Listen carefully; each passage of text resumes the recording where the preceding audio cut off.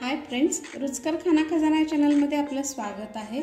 मी आज आपल्याला मेथीच्या तिखट पुऱ्या कशा करायच्या ते सांगणार आहे। तर त्यासाठी इथे मी एक बाउलभर मेथी बारीक चिरून घेतलेली आहे, निवडून स्वच्छ धुवून घेतलेली आहे। त्यानंतर याच्यामध्ये आपल्याला एक बाउलभर मैदा ॲड करायचा आहे। जेवढा मैदा घेतला तेवढंच गव्हाचं पीठ घेतलेलं आहे इथे मी, आणि एक पाव वाटी बेसन पीठ घेतलेला आहे। आता याच्यामध्ये हिंग थोडासा ॲड करते मी। त्यानंतर लाल मिरची पावडर 1-2 चमचे आहेत, तुम्हाला तिखट कसं कमी जास्त तसं। आणि आता इथे मी एक टिप देते, जर तुम्ही हिरवी मिरची किंवा हिरव्या मिरचीची पेस्ट वापरणार असाल तर थोडेसे मऊ पडतात, किंवा ही लाल तिखट वापरल्याने थोडासा क्रिस्पीनेस येतो पुऱ्यांना। सो लाल तिखट वापरायचं। आणि त्यानंतर आता हळद एक अर्धा चमचा, धना जिरा पावडर 1 चमचाभर, 1 चमचाभर जिरे घेतलेले आहे मी, 1-2 चमचे पांढरे तीळ घेतलेले आहेत,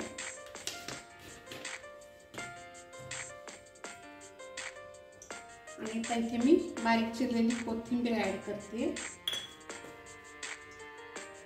आणि शेवटी चवीपुरतं मीठ।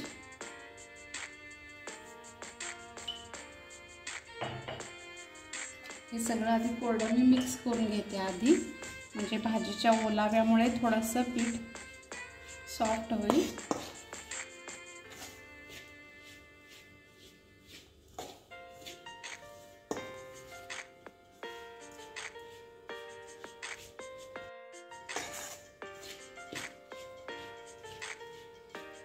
आता याच्यात मी थोडंसं तेल टाकणार आहे,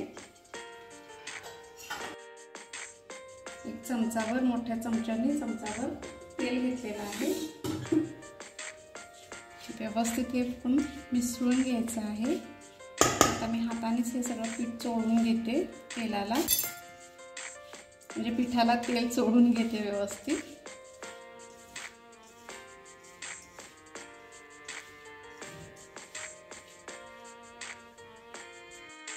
आणि इथे मी थोडंसं पाणी घालून घट्ट असं पीठ मळून घेते।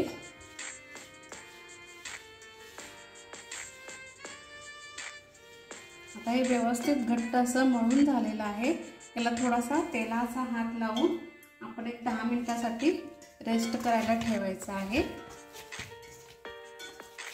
तेलाच्या हाताने थोडंसं अजून मळून घ्यायचं आहे।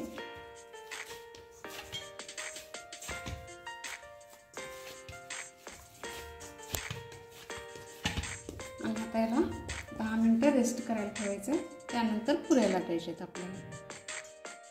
आता पीठ भिजून 10 मिनिटं झालेलं आहे, त्याचा मी एक गोळा करून घेतलेला आहे। पुरी तुम्हाला जितकी मोठी करायची आहे त्याप्रमाणे साईज तुम्ही गोळ्याचं कमी जास्त करू शकता।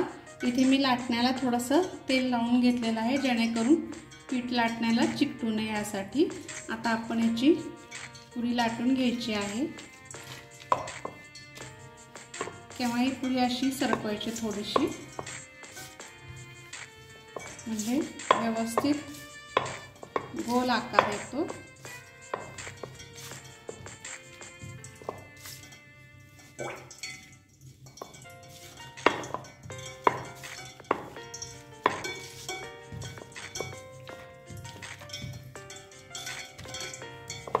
अशा पद्धतीने ही पुरी आता लाटलेली आहे।